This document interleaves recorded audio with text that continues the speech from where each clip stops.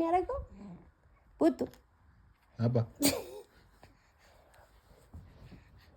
ቀይ ቫይረስ እኔ እኮ ድብድቡን ነው የማልችለው። ጥራው አባ ቡችላ እዚህ ካሜራ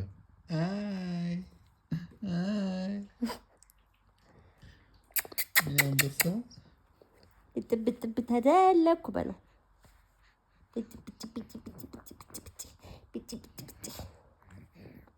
እሺ ንጹህ ሆነሻል።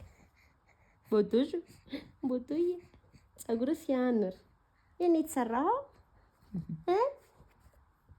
ስማ ባባሹ